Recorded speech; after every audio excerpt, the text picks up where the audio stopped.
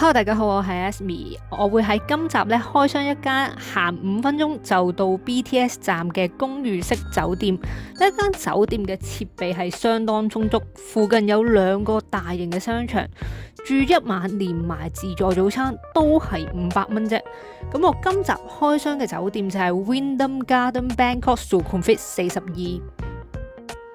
首先講下酒店嘅地點，酒店咧就位於 Eka My， 由酒店行7分鐘咧就會到 Eka My 巴士總站。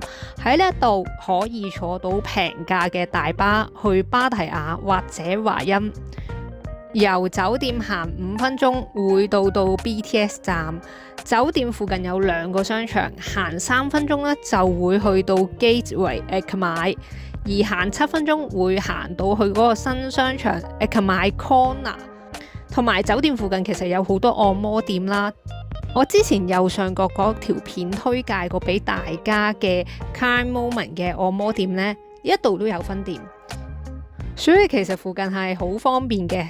但係由於呢一區唔係必到嘅遊客區，所以呢我會俾呢一間酒店嘅地點呢係4點粒星嘅。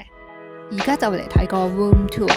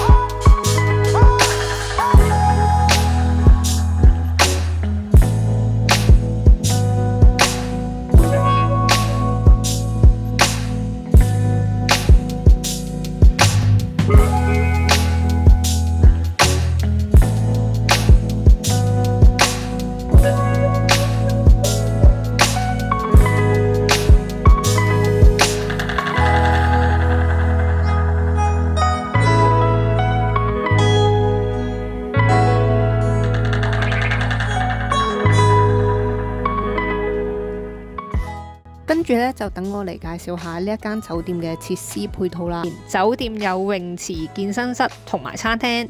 至於酒店房間嘅設施配套方面，佢係一間設備好充足嘅公寓式嘅酒店。間房係有齊嗰啲廚具啊、微波爐啊、大冰箱啊、餐具等等咧，都係一應俱全嘅。浴室咧係有浴缸，有免治馬桶，網絡咧嗰個速度係超級快嘅。但係咧，我對呢一間酒店房咧係有一啲投訴嘅。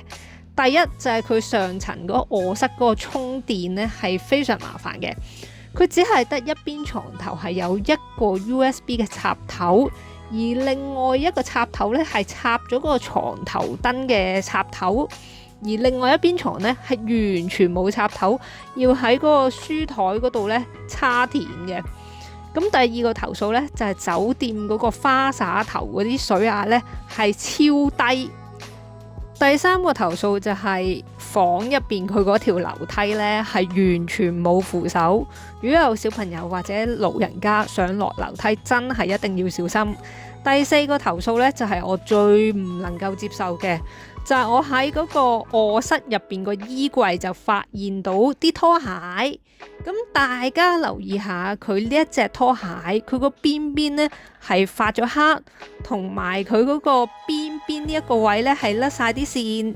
一般嘅酒店呢都會提供新嘅拖鞋嘅，就算酒店係支持環保，佢都應該係要提供一個乾淨嘅拖鞋俾住客。咁所以呢，其實如果撇除咗呢一對拖鞋呢，我係俾呢一間酒店嘅設施配套呢係4.5粒星嘅。但係因為呢一對拖鞋呢，我只可以俾呢一間酒店嘅設施配套呢俾4.3粒星。至於酒店嘅服務方面，我第一日去 check in 嗰陣時咧，就大概1點鐘左右啦。酒店可以俾我提早去入住，咁由於係冇我訂嗰間嘅房型啊，咁啊酒店 upgrade 咗呢一間房俾我。仲有酒店嗰個 bell boy 嘅服務咧係超級好嘅，而其他員工嘅服務咧都係 OK， 所以我會俾酒店嘅服務咧係4.5粒星嘅。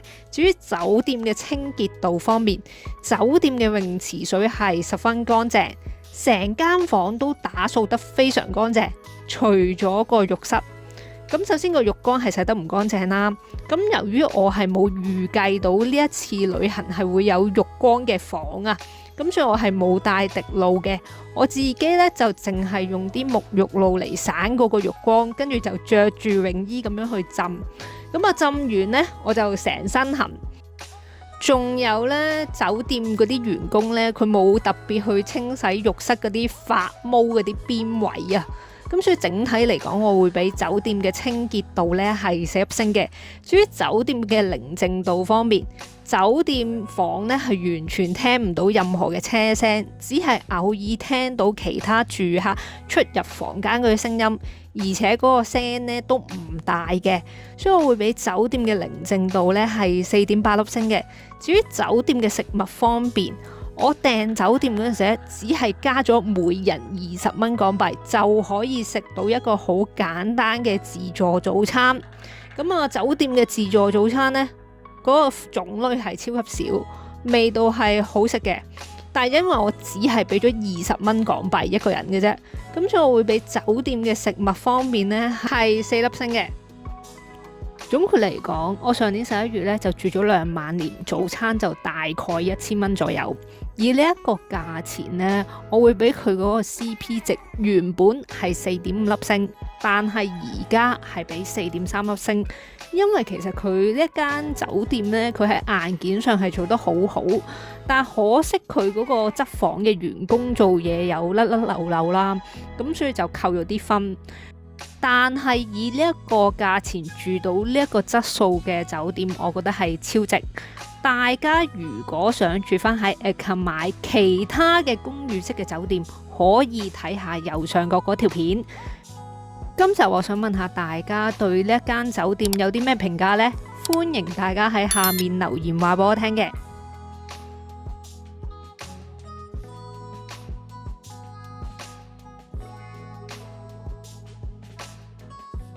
條片係咁多啦，大家記得 like、subscribe、comment 同埋撳埋個鐘仔，嚟緊仲有好多泰國片嘅，下條片見，拜拜。